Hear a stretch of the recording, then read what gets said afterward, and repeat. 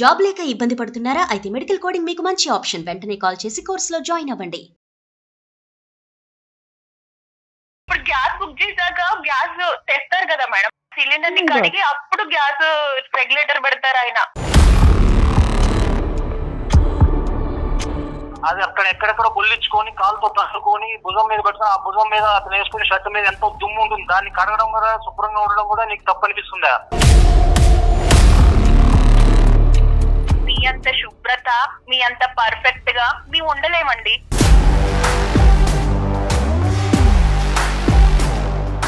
ఏ అమ్మాయి అయినా హస్బెండ్ బయటికి వెళ్తూ వెనక్కి వస్తున్నాడు అని అంటే ఏమనుకుంటారు? అమ్మ నా కోసమే వస్తున్నారేమో మా ఆయన అనుకుంటారు. అది కాదు, అక్కడ చెప్పులు కరెక్ట్ గా లేవని ఆ చెప్పులు సర్దేసి వెళ్ళిపోతారు. మేము మొన్న ఒకసారి మ్యారేజ్ కి వెళ్ళాము, వచ్చి అక్కడికి వచ్చి జడి ఇలా వేసుకున్నావేంటి, ముందుకు వేసుకో, చీర ఇలా సర్దుకో. అసలు నువ్వు ఎప్పుడైనా నువ్వు ఇచ్చేసావా? ఎప్పుడు నన్ను వంకలు పెట్టుకునే ఉన్నా డాక్టర్ గారు.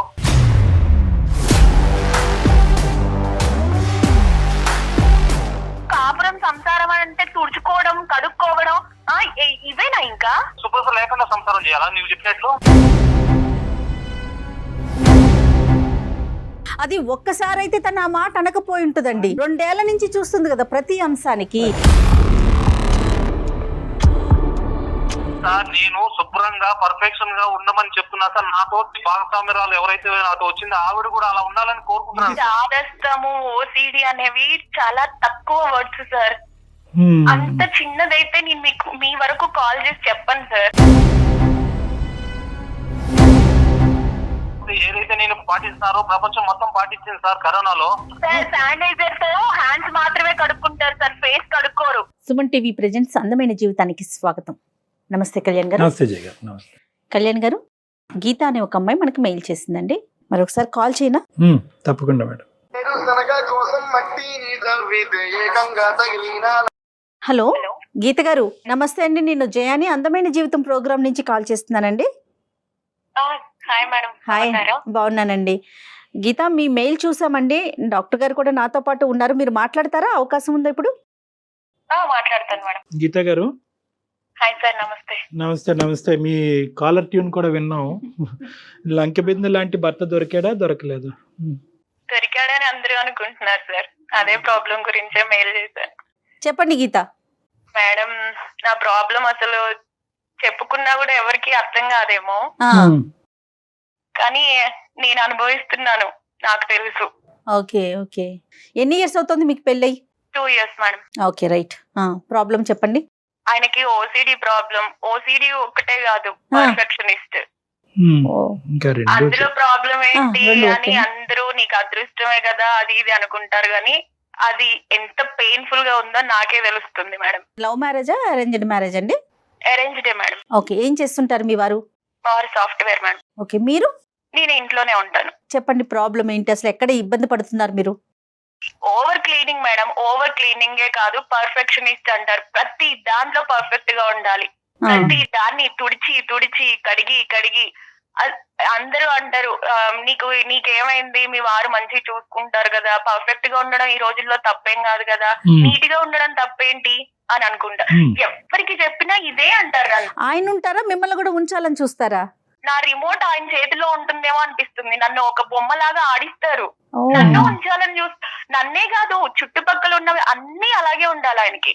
కదమ్మా, చేతులు కాళ్ళు కడుక్కోవటం, స్నానం చేయటం వరకేనా, లేదంటే ఇంట్లో వస్తువులు కడగటం, తొడవటం ఇవి కూడా ఉంటాయా?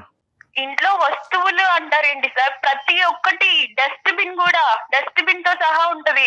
డస్ట్బిన్ ఒక దగ్గర మనం పెట్టామని అంటే, మేడం మీరు ఆడవాళ్ళు, మీకు తెలీదా మేడం, మనం పనులు ఎలా చేస్తాము, డస్ట్బిన్ ఎక్కడ పెట్టాలో మనకు తెలీదా? ఆ డస్ట్బిన్ కొంచెం జరిగినా కూడా అది అక్కడే ఉండాలి కదా, అక్కడి నుంచి ఎందుకు జరిపావని అంటారు. గ్యాస్ ఇప్పుడు గ్యాస్ బుక్ చేశాక గ్యాస్ తెస్తారు కదా మేడం, బాయ్ గ్యాస్ తీసుకొస్తాడా? తీసుకొచ్చినప్పుడు ఎవరైనా దాన్ని కడుక్కొని నీట్ గా సోప్ తో అన్ని కడిగేసి ఇంట్లో పెట్టుకుంటారా? ఎవరైనా గ్యాస్ ముద్దుని ఎవరైనా కడుగుతారా? సిలిండర్ ని కడిగేస్తున్నారా? సిలిండర్ ని కడుగుతారు మేడం. సిలిండర్ ని కడిగి అప్పుడు గ్యాస్ రెగ్యులేటర్ పెడతారు ఆయన. ఇప్పుడు ఎవరైనా 2 years మ్యారేజ్ అయింది అని అంటే ఎలా ఉంటారు ఒక్కొక్కళ్ళు.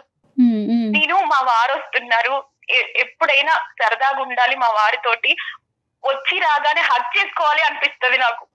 ఒకవేళ వస్తే ముట్టుకుంటే ఏంటి నీ చేతులు ఇలా ఉన్నాయి, ఏంటి నువ్వు ఇలా ఉన్నావు అని ఎక్కడ అంటారో అని కడిగి నాకు చిరాకు వస్తుంది. ఇప్పుడు ఆయన వస్తున్నారంటే ఆ టైం చూసుకొని బాబో ఈయన వస్తున్నారా, ఇప్పుడు నేను ఏం చేయాలి, ఇప్పుడు అన్ని నీట్ గా ఉన్నాయా లేదా, ఎక్కడ ఉన్నాయా లేదా, ఆఖరికి డస్ట్బిన్ కరెక్ట్ గా ఉందా లేదా, చెప్పులు కరెక్ట్ గా ఉన్నాయి. చెప్పులు మేడం వెళ్తారు సరే, ఆఫీస్ కి వెళ్తారు, ఆఫీస్ కి వెళ్ళేటప్పుడు బైక్ తీస్తారు, బైక్ తీసి వెళ్తున్నారు కదా అనేసి బాయ్ చెప్తాం మేము. బాయ్ చెప్పినప్పుడు అక్కడ దాకా వెళ్తారు, అక్కడ దాకా వెళ్ళి వెనక్కి వస్తారు. ఏ అమ్మాయి అయినా హస్బెండ్ బయటికి వెళ్తూ వెనక్కి వస్తున్నాడు అని అంటే ఏమనుకుంటారు, అమ్మ నా కోసమే వస్తున్నారేమో మా ఆయన అనుకుంటారు. అది కాదు, అక్కడ చెప్పులు కరెక్ట్ గా లేవని ఆ చెప్పులు సర్దేసి వెళ్ళిపోతారు.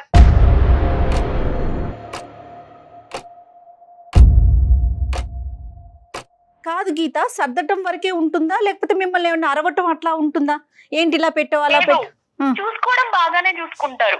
ఏంటి ఇలా పెట్టావు అది కూడా అన్నారు, తనే చేసుకుంటారు. నేను అదే అంటున్నాను, నేను ఉన్నాను కదా, నేను చేస్తాను కదండి అని అన్నాక చెయ్యను అని అంటారు. 2 years బ్యాక్ మీ మ్యారేజ్ అయింది, పీక్ కోవిడ్ టైంలో మీ మ్యారేజ్ జరిగింది. ఇదేమైనా కోవిడ్ పరిణామమా? ఎవరన్నా చేయి తాకేటటువంటి అవకాశమే లేదు, దూరం నుంచి దన్నాల వరకే పెట్టుకున్నాం, ఇలా చాలా జరిగినాయి. ఇష్టానుసారం ఎవరికి వాళ్ళు శానిటైజర్లు, చేతులు కడగటం, ఇప్పటికీ చాలా మంది అలా కడుగుతూనే ఉన్నారు. ఇప్పటికీ ఆ ప్రాసెస్ కంటిన్యూ అవుతుంది. అటువంటి ప్రభావం పడిందా, లేదంటే పుట్టేరుగా ఇతను ఇంతేనా? బై బర్త్ గురించి నేను అనుకోవట్లేదు సార్, వీళ్ళకి మధ్యలోనే వచ్చింది ఈ ప్రాబ్లం అని నేను అనుకుంటున్నా. మీ అత్తవారింట్లో ఎవరైనా ఇంత క్లీన్ గా ఉండటం, ఇంత క్లెన్జీగా ఫీల్ అవటం అలాంటివి ఉన్నాయా? లేరు మేడం, లేరు. ఎవరికి లేవు. ఒక్కరే ఇలా చేస్తారు. అమ్మ ఎప్పుడైనా ఒకటి, ఇప్పుడు ఇతను ఒకటే ఇలా చేస్తాడు అనేటటువంటిది యూజువల్ గా చాలా మంది అంటూ ఉంటారు. కానీ చాలా వరకు ఈ అతి చాదస్తం ఏదైతే కనుక వాళ్ళు చెప్పేటటువంటిది అంటే ముందు జాగ్రత్త అంటారు, ఇంకొంతమంది చాదస్తం అంటారు, ఇంకొంతమంది పట్టింపు అంటారు. సైంటిఫిక్ గా ఇది ఆ గీతను దాటితే ఓసిడి అంటారు. చాదస్తము, ఓసిడి అనేవి చాలా తక్కువ వర్డ్స్ సార్. అంత చిన్నదైతే నేను మీకు మీ వరకు కాల్ చేసి చెప్పను సార్. అంటే నేను అనేది ఒకటేనమ్మా, మా హస్బెండ్ మీద కొంచెం రెస్పెక్ట్ ఉంది. ఈ మధ్య అసలు ఆయన చేసేదానికి నాకు అది కూడా పోతుంది. డ్రెస్ వేసుకుంటే కూడా ఆ డ్రెస్ మీద ఒక చిన్న దారం కనిపించినా కూడా ఆ దారం ఇలా లేసింది ఏంటి అని అడుగుతారు.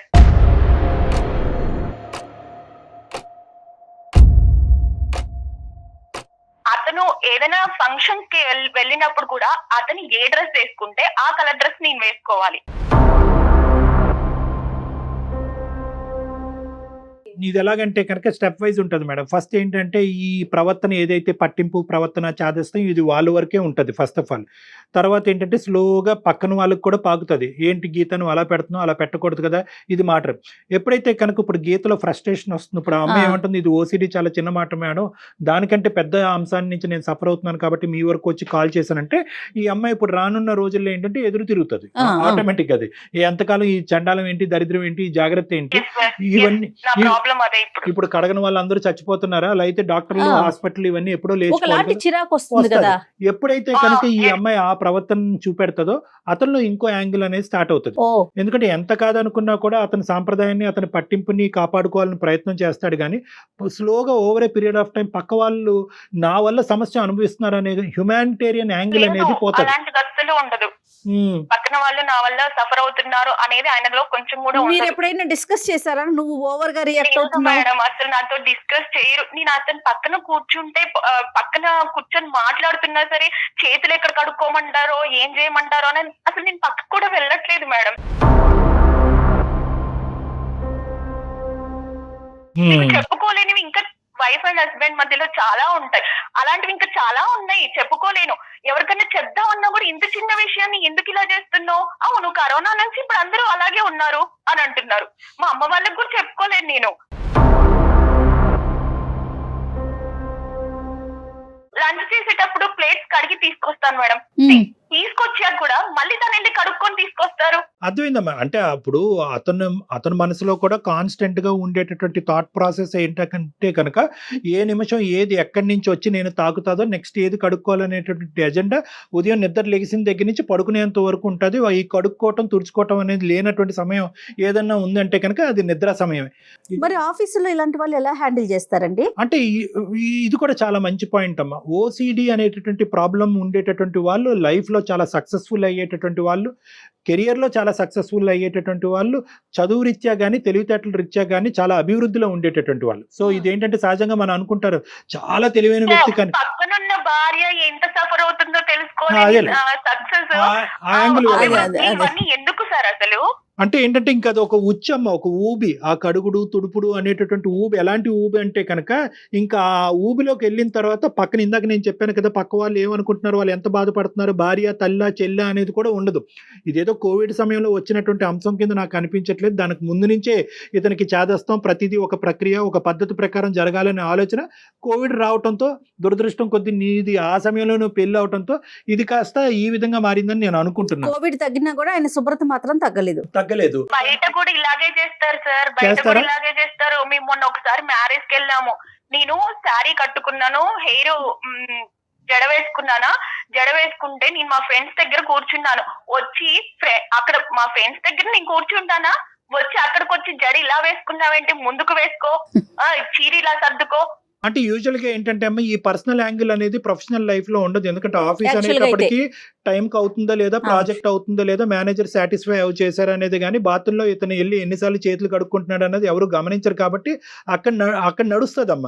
కానీ ఇంటికి వచ్చేటప్పటికి నా భార్య నేను చెప్పినట్టు అంటే ఇతను ఆటోమేటిక్గా ఏంటంటే మిమ్మల్ని ప్రేమించట్లేదని కాదు, కానీ అతను ఏదైతే ఒక తీరును ఆచరిస్తున్నాడో దాన్ని సమర్థించుకుని ఆ తీరుని మీరు కూడా కుటుంబ సభ్యులుగా మీరు ఆచరిస్తే అది మీ మంచి గురించే.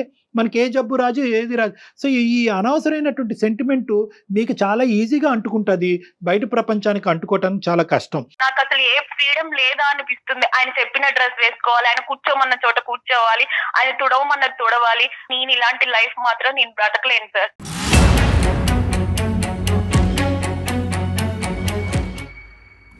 మీరు అతన్ని ఏమైనా ఫోన్ కలపగలిగితే ఒకసారి కలిపి నాతో ఫోన్ లో మాట్లాడిపించండి, ఇలా ఒకసారితో మాట్లాడానని.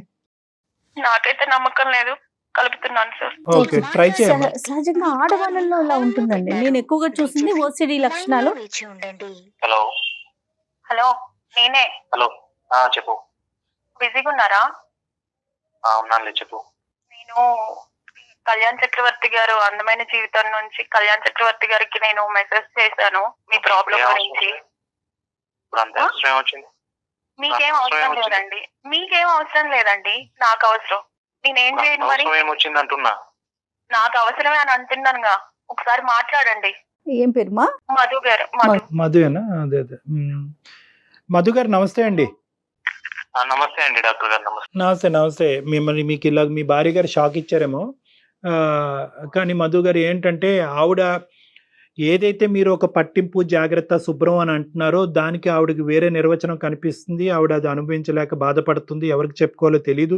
చెప్పుకునే వాళ్ళందరూ కూడా మంచోడే కదా, జాగ్రత్తగా చూసుకునేవాడిని తీసుకొచ్చి నువ్వు వంక పెడుతున్నావు ఏంటని ఆ అమ్మాయిని తిరిగి మాట్లాడేటటువంటి ఒక దిక్కుతోచని పరిస్థితిలో మాకు చేయటం జరిగిందండి. దాన్ని దయచేసి ఇంకో విధంగా ఆలోచించండి. అదేదో కంప్లైంట్ కింద తీసుకోకండి, మీ మీద ఏదో చెప్పటం కాదు. శుభ్రత వర్సెస్ ఓసిడి అంటే ఇది ఓసిడి అనేటటువంటి జబ్బు కింద పరిగణించాలా, ఒక పద్ధతిగా ఉండటం అనేటటువంటి ఒక సాంప్రదాయాన్ని పిచ్చిగా చూపెడుతున్నారు అనేటటువంటి విధంగా అనుకోవాలా? ఎలా కంక్లూడ్ వస్తుంది డాక్టర్ గారు? నేను తనకి ఇలా నడుచుకో, ఇలా చెయ్యి, ఇలా అనే దానికి తను ఎలా ఇలా ఓసిడి నన్ను ఒక ఎట్లా మానసిక రోగుల బూచిలాగా చూపెట్టాలనుకుంటుంది?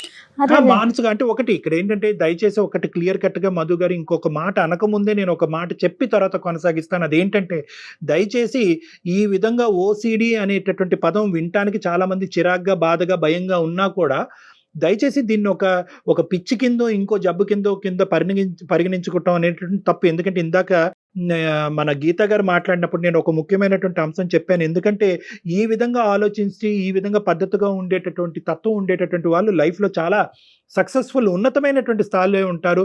తెలివితేటలు ఉన్నతంగా ఉంటుంది. భార్య ఇంట్లో ఉండే స్త్రీమూర్తి అయినా అవ్వచ్చు, బయట పనిచేసుకునే మగాడైనా ఉండొచ్చు. చాలా చక్కగా వాళ్ళ లైఫ్లో కెరియర్లో ఉంటారు. కాబట్టి దీనికి పిచ్చి అనేటటువంటి పదాన్ని ఆపాదించద్దు. ఇది ఒక తత్వం, ఒక పద్ధతి, ఒక విధానాన్ని మీరిద్దరు అంటే ఆవిడ ఒక అడుగు ముందుకొచ్చి మీరు ఒక 2 అడుగులు ముందుకు వస్తే కనుక దీన్ని మధ్యస్తూ ఏమైనా ఒక దారి ఉంటుందేమో అనే ఆలోచనతో మీతో మాట్లాడటం జరుగుతుంది. ఇది పిచ్చి, మెంటల్ హెల్త్ ప్రాబ్లం ఆ విధంగా ఒక కాసేపు తీసి పక్కన పెడతాం. ఆ ఆలోచన లేదండి మాకు. ఒక శుభ్రంగా ఉండడం నీకు తప్ప ఎవరన్నా డాక్టర్ గారు శుభ్రంగా తప్పేమో చెప్తారేమని? మీ డిక్షనరీ ఆఫ్ శుభ్రతలో ఏం చేస్తూ ఉంటారు, ఏది చూస్తే మీకు నచ్చదు, ఏది ఎంతసేపు కడగాలి, ఏది తొడవాలి అనేది ఒక 2 ఎగ్జాంపుల్స్ ఇవ్వండి. ఆ అమ్మాయి చాలా ఎగ్జాంపుల్స్ ఇచ్చింది. ఆఖరికి చెప్పులు స్ట్రైట్గా లేకపోతే బైక్ మీద వెనక్కి వచ్చి చెప్పులు స్ట్రైట్గా పెట్టి బయలుదేరతారంట మీరు. కాదండి, ఈ పాయింట్ ఒకటి వినండి. 10 మందిలోకి వెళ్ళినప్పుడు కూడా తన జడ కూడా మీరు ముందుకు వచ్చి అందరి మందిలో జడ, కొంచెం ముందుకు colour of వేసుకుంటే dress. బాగుంటుంది. డ్రెస్సింగ్ కానీ అవన్నీ కూడా ఎవరైనా గ్యాస్ సిలిండర్ ని కడిగి పెట్టుకుంటారా మేడం? ఇది మీకు విచిత్రంగా అనిపించట్లేదా మేడం? చెప్పండి. నీకు విచిత్రంగా అనిపించదు. అది అక్కడ ఎక్కడెక్కడ బొల్లించుకొని కాలుతో తట్టుకొని భుజం మీద పెట్టుకుని ఆ భుజం మీద అతను వేసుకుని షర్ట్ మీద ఎంతో దుమ్ము ఉంటుంది. దాన్ని కడగడం కూడా శుభ్రంగా ఉండడం కూడా నీకు తప్పు అనిపిస్తుందా? మీ అంత శుభ్రత, మీ అంత పర్ఫెక్ట్ గా మేము ఉండలేమండి. మేము ఉండలేము. అందుకే సైకియాట్రిస్ట్ దగ్గరికి వెళ్దాం అని అంటే వద్దంటారు. నేను పద్ధతిగా అదే మీరు ఇక్కడ డాక్టర్ గారి ముందు అడుగుతున్నారు కదా, నేను ఏమైనా ఇబ్బంది పెట్టానా అని. మీరు ఎప్పుడైనా అడిగారా నన్ను, నీకేమన్నా నా వల్ల ఇబ్బంది అవుతుందా అని? చెప్పింది ఎక్కడున్నా అది చెయ్యి అంటే దాన్ని ఎంతసేపు నన్ను బూచిగా చూస్తున్నావు. నువ్వు నీతో ఎలా ఏకాలా నీకు ఇలాగే నన్ను ఆడిపట్టిస్తున్నావు కదా. నీకు కాదు, కాపురం సంసారం అంటే తుడుచుకోవడం, కడుక్కోవడం ఇవేనా ఇంకా? ఆ శుభ్రత గురించి శుభ్రత లేకుండా సంసారం చేయాలా నువ్వు చెప్పినట్లు? సరే మేము శుభ్రంగా ఉండలే, మీరే చిన్నప్పటి నుంచి శుభ్రంగా ఉండి పెరిగి శుభ్రంగా ఉన్న దగ్గరే వచ్చారులే గాని నేనైతే అలా ఉండలేను. నేను శుభ్రం గురించి ఉండడం మీరు చెప్తారు శుభ్రంగా ఉండండి అన్నదానికి తప్ప ఒక వస్తువులకు సిస్టమేటిక్ నేను అదే చెప్తున్నా. శుభ్రంగా ఉండండి అనడం తప్పు కాదు. మీరు మమ్మల్ని శుభ్రంగా ఉండు అని మీరు శుభ్రం చేస్తారు చూసారా, అది తప్పు. అది అవుతుంది కదా. నేను శుభ్రం చేయడం వల్ల నీకు ఒక పని తగ్గుతుంది కదా. వినండి, ఫస్ట్ ఏ భార్య అయినా భర్త ఎప్పుడు వస్తాడా, తన కోసం ఏం తెస్తాడా అని చూస్తూ ఉండాలి. కానీ అమ్మో బాబాయ్ టైం అయిపోయింది, మా ఆయన వస్తుండు, మా ఆయన వచ్చాడండి, ఇప్పుడు ఏమంటాడో ఏమో, ఏది శుభ్రం లేదంటాడో, ఏది కరెక్ట్ ప్లేస్ లో లేదంటాడో, ఆ లైన్ దాటి ఏది వచ్చిందో అని చూసుకుంటూ ఉంటదా ఎవరైనా?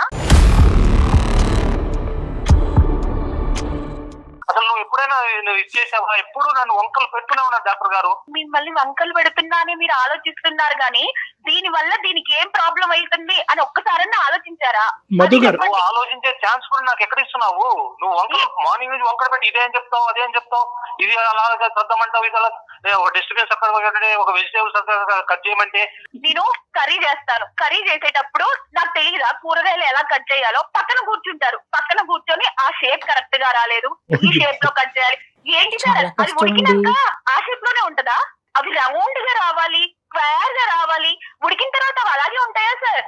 మధు గారు సమస్యకి పరిష్కారానికి వద్దాం. ఇక్కడ చాలా క్లియర్ కట్గా ఏంటంటే మీరు కడుక్కోవటం, తుడుచుకోవటం అనేటటువంటిది ఒక్కటే కాకుండా ప్యాటర్న్ స్పెసిఫిక్ ఆలోచనలు కూడా ఉన్నాయి. అంటే జోళ్ళు ఎలాగ ఉండాలి, వంకాయ మొక్క ఎలా కట్ చేయాలి, అది ఎలా ఉడకాలి, సిలిండర్ని ఎంతసేపు కడగాలి. ఆఖరికి ఏంటంటే ఆ అమ్మాయి దురదృష్టం ఏంటంటే ఆ అమ్మాయి పరిగెట్టుకుని వచ్చి మిమ్మల్ని హగ్ చేసుకుందాం అని అనుకున్నా కూడా సాయంత్రం పూట నువ్వెంత నీట్గా ఉన్నావు, నీ జడ ఎలా ఉంది, నీ బట్టలు ఎలా ఉన్నాయి అనేది ఈ పర్సనల్ క్రిటిసిజంలోకి వెళ్ళేటప్పటికీ ఆ అమ్మాయి మానసికంగా గాయపడిందండి. మీ ఇద్దరి మధ్య గ్యాప్ పెరిగిపోతుంది కదండి. మీ శుభ్రత గ్యాప్ ని పెంచుతుంది. ఎవ్వరికి ఇది మామూలుగా ఎవ్వరికి అర్థం కాదు సార్. నేను చెప్పుకునే వరకు అసలు నేను చెప్పేది కూడా తను ఎక్కడ ఆలోచించగా నన్ను కూడా అట్లా తను రివర్స్ ఉల్టాయి, నువ్వు ఇలా చెప్తావు అలా బాధపడుతున్నా మేడం. ఉల్టా కాదు. ఇప్పుడు ఒక మనిషి క్లీన్ గా ఉండాలి, శుభ్రంగా ఉండాలి, శుభ్రంగా ఉండటం వల్ల ఇన్ఫెక్షన్స్ నుంచి దూరంగా ఉంటారు, ఆయుష్ పెరుగుతుంది అనే అంశం డాక్టర్లకు మించి ఎవరు తెలియదు కదండి. నేను కూడా ఒక డాక్టర్నే కదా. ఈ రోజు మీరు కడుక్కునే అంత ఏదైతే నేను పాటిస్తారో ప్రపంచం మొత్తం పాటించింది సార్. కరోనాలో శానిటైజర్ తో హ్యాండ్స్ మాత్రమే కడుక్కుంటారు సార్, ఫేస్ కడుక్కోరు. నేను ఎక్కడ చెప్పలేదమ్మా, నేను ఎక్కడ చెప్పలేదు నీకు. శుభ్రత ఉండడం కరెక్టే, మీలాగా అన్ని అసలు సిలిండర్ కడగడాలు, చెప్పులు బాగా కడగడాలు, చెప్తుంది పాపం. డస్ట్బిన్ కరెక్ట్ గా పెట్టడాలు ఇవెవ్వరికి ఉండవు. బాబోయ్ నా వల్ల కాదు ఈ డిస్కషన్ అంతా, మీరు ఏదో ఒకటి చేయండి సార్, నా వల్ల అవ్వట్లేదు అసలు. ఇప్పుడు ఇక్కడ సబ్జెక్ట్ అయితే మనకు క్లియర్ కట్ గా అర్థమైంది. ఆ అమ్మాయి భాష మీకు అర్థం కావట్లేదు, మీ భాష ఆ అమ్మాయికి అర్థం కావట్లేదు. కానీ at the end of the day ఒక్క పాయింట్ అయితే క్లియర్. మీరు ఏదైతే శుభ్రత, పరిశుభ్రత, జాగ్రత్త, అతి జాగ్రత్త అని అంటున్నారు, ఇవి ఓన్లీ 10%ఏనండి. మిగతా 90% మీరు చేసేటటువంటి కార్యక్రమాలు చాలా అసందర్భం, అనవసరం. ఆ అసందర్భం, అనవసరం అనేటటువంటిది మీరు లాజికల్గా దాన్ని సైంటిఫిక్గా ఏదో మీకు కావాల్సినటువంటి ఒక పుస్తకం రాసేసుకుని ఈ పద్ధతిలోనే ఉండాలి, ఇలాగే కట్ చేయాలి, ఇలాగే ఉండాలి, ఈ కలరే ఉండాలి, జుట్టు ఇలా దూకోవాలి అని చెప్పి ఈ శుభ్రత, అతి శుభ్రత కాస్త వేరే ఆస్పెక్ట్స్ అంటే పక్కనుండేటటువంటి వాళ్ళ యొక్క ప్రైవసీ, పక్కనుండేటటువంటి వాళ్ళ యొక్క స్వేచ్ఛను కూడా హరించేటటువంటి పరిస్థితికి వచ్చి ఆఖరికి ఆ అమ్మాయి ఎలా అయిపోయిందంటే మీ చేతిలో ఉన్న ఒక రిమోట్ కంట్రోల్ బొమ్మలాగా అయిపోయింది ఆ అమ్మాయి. సార్ మేము ఒక ఫంక్షన్ పోవాలని రెడీ అయ్యాం సార్. గేట్ తీసుకున్నాం, బండి తీసుకొని బండిలో ఎక్కింది, తాళం వేసుకుని తాళం ఒక్కసారి సరిగా పడిందో లేదో చెక్ చేసుకోరమన్నాను సార్.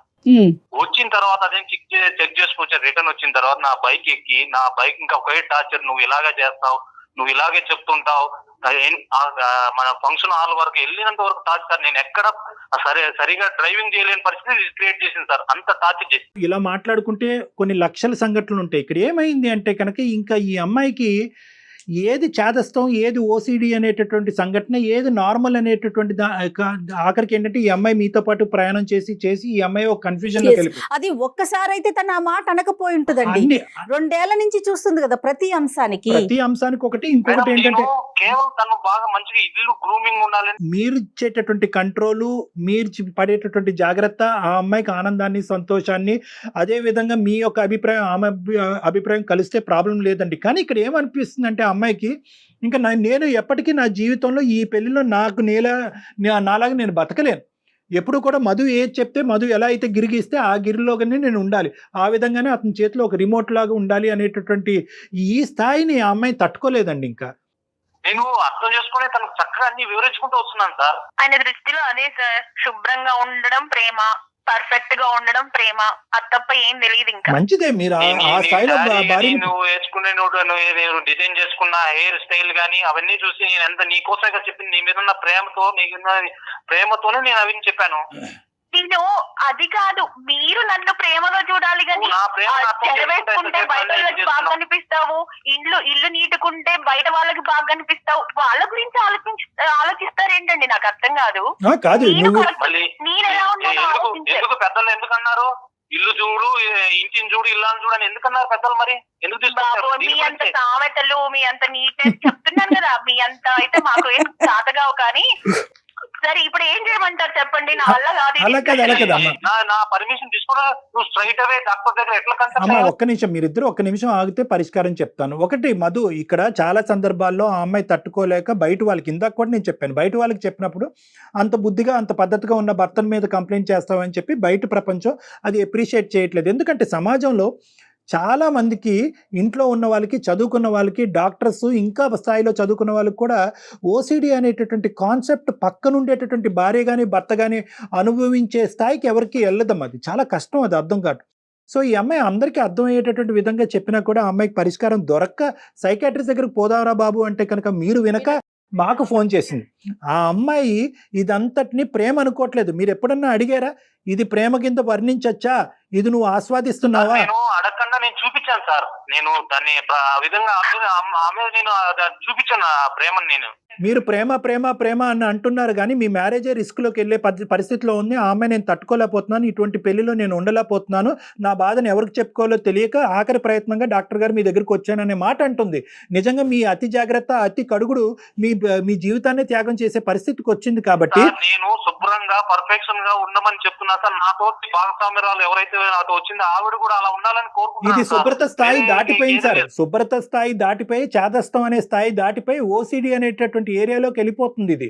కాబట్టి ఓసిడి అనేటటువంటి వాళ్ళు ఏదో పిచ్చో వెర్రో అని మనం అనం కానీ జాగ్రత్త, అతి జాగ్రత్త, శుభ్రత, అతి శుభ్రతకు వెళ్ళిపోయి అవతల పక్కనుండేటటువంటి వాళ్ళ సహనాన్ని కూడా పరీక్షించే స్థాయికి వచ్చినప్పుడు ఖచ్చితంగా దానికి కౌన్సిలింగ్ కానీ ట్రీట్మెంట్ కానీ అవసరం. ఏదైతే ఇల్లు చూడు ఇల్లాలని చూడు అనేటటువంటి పెద్ద సామెతలు మీరు వాడుతున్నారో అదే ఇల్లాలు ఇప్పుడు గడప దాటి బయటకు వెళ్ళే పరిస్థితి వచ్చింది. అన్న ఇప్పుడు ఏం కోరుకుంటున్నావు నువ్వు చెప్పు. ఇప్పుడు ఆ అమ్మాయి ఏం కోరుకోవట్లేదు. అదే కోరుకుంటున్నా, డాక్టర్ గారు ఏం చెప్పారో అదే కోరుకుంటున్నా. ఇది అట్లీస్ట్ ఇది ఒక ప్రాబ్లం అని మీరు ఒప్పుకోకపోయినా ఒక ప్రొఫెషనల్ దగ్గరికి వెళ్ళి ఇది ప్రాబ్లమా కాదా అనేటటువంటిది అతని నోటి వెంట విందాము అనేటటువంటి ఆలోచన మీకు వస్తే కనుక 50% జాబ్ అయినట్టే. మీ ప్రేమకు నిర్వచనం ఇది కాదు. మీరు ప్రేమ ఈ విధంగా చూపెడితే కనుక ఆవిడ ఉక్కిరి బిక్కిరి అయిపోయి చచ్చిపోయేటట్టుంది. కాబట్టి ఈరోజు ఆవిడని డిసైడ్ చేస్తుంది తనకు నచ్చేటటువంటి ప్రేమ ఏంటి, భర్త ఏ విధంగా ఉంటే కనుక దాన్ని స్వీకరించి ఆస్వాదించి సంతోషంగా ఉంటాననేది ఆవిడ దాన్ని ఆ విధంగా ఆవిడ డిఫైన్ చేయడానికి రెడీగా ఉంది. దానికి కావాలి అంటే కనుక ఒకప్పుడు ఇది ఓసిడి ప్రాబ్లమా కాదా అనేటటువంటి ఆలోచన మీకు తెలియాలి అంటే కనుక ఒకసారి ఏదైనా కౌన్సిలింగ్కి వెళ్ళండి. నా దగ్గరికైనా పర్లేదు, వేరే సైకాట్రిస్ట్ దగ్గరికైనా పర్లేదు. ఒకసారి ఓపెన్ మైండ్తో వెళ్ళి అసలు అతను ఏం చెప్తాడో అనేటటువంటిది వినే ప్రయత్నం చేయండి. ఒక స్టెప్ ఫార్వర్డ్ గా వేయండి, జస్ట్ అంతే. కౌన్సిలింగ్ వెళ్ళి తర్వాత నార్మల్ గా ఉంటది అనుకుంటే ఓకే సార్, లేదంటే నేను కంటిన్యూ చేయలేను, నా వల్ల అవ్వదు.